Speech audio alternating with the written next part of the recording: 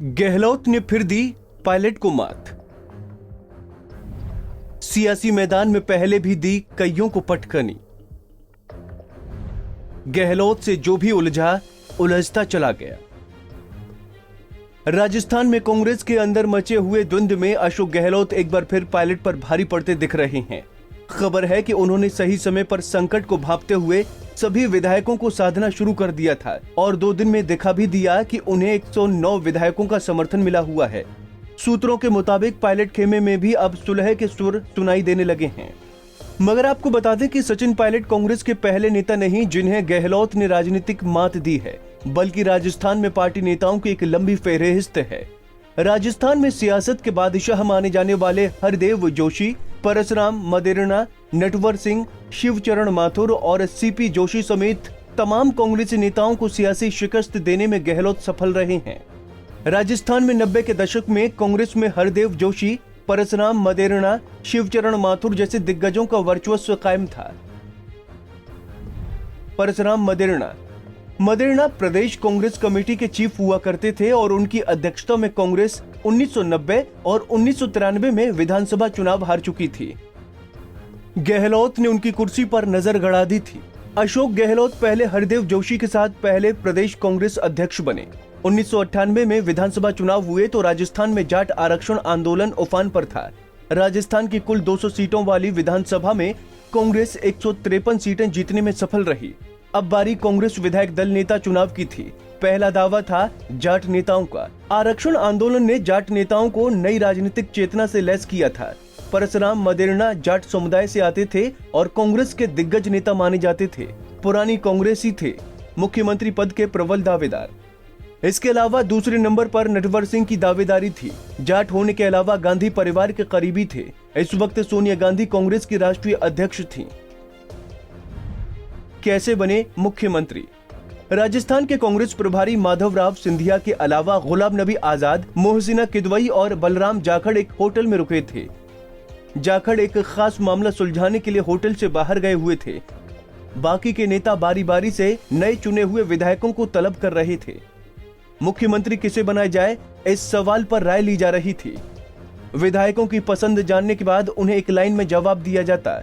ऐसे में गहलोत की बाजी परसराम मदेरणा पर भारी पड़ी। अशोक गहलोत की प्रदेश के नए मुख्यमंत्री के तौर पर ताजपोशी हुई थी। बीजेपी की भैरव सिंह शेखावत की सरकार के दौरान हरदेव जोशी नेता प्रतिपक्ष थे, लेकिन गहलोत के आगे उनकी नहीं चली।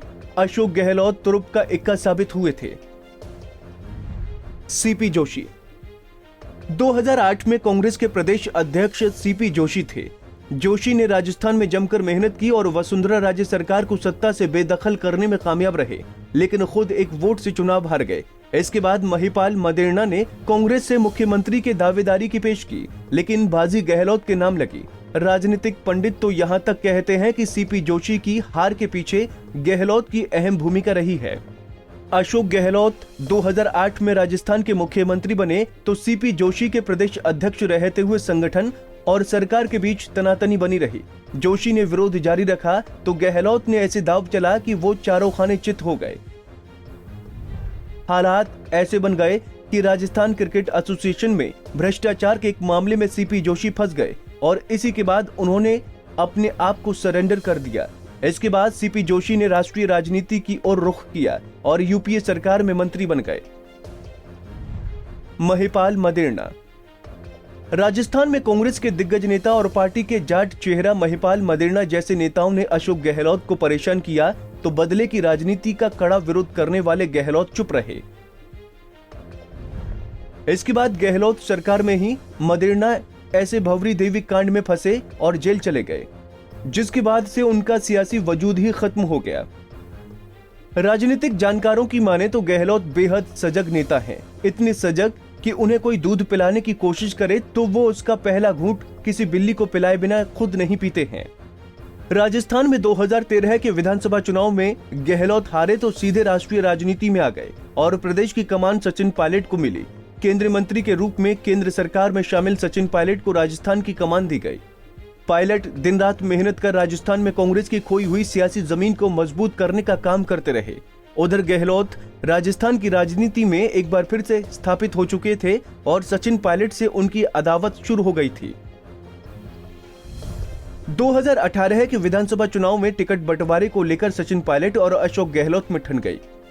राहुल गांधी ने सचिन पायलट को फ्री हैंड दिया, तब राजनीति में चतुर अशोक गहलोत ने अपने लोगों को निर्दलीय खड़ा कर दिया और 11 निर्दलीय के अलावा अपने एक करीबी स्वास्थ्य राज्य मंत्री सुभाष गर्ग राष्ट्रीय लोकदल से समझौते के नाम पर टिकट दिलाकर ही नहीं बल्कि जिताकर भी ले आए।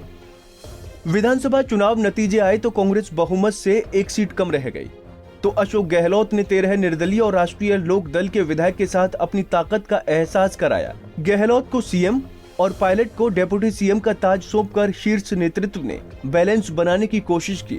हालांकि कांग्रेस आला कमान ने पायलट को प्रदेश अध्यक्ष की कमान भी दे रखी थी, लेकिन गहलोत ने अब पौने 2 साल बाद ऐसा जाल बिछाया जिसमें पायलट ने बगावत का डंडा उठा लिया और अपने ही पैर पर कुल्हाड़ी मार ली। इस तरह से गहलोत एक बार फिर राजस्थान की सियासत के बादशाह बनकर उभरे हैं। हमसे जुड़े रहने के लिए हमारे YouTube चैनल को सब्सक्राइब करें और नई वीडियो की नोटिफिकेशन के लिए बेल आइकॉन को दबाएं। अगर आप ये वीडियो Facebook पर देख रहे हैं तो लाइक जरूर करें और ज्यादा से ज्यादा शेयर करें। धन्यवाद।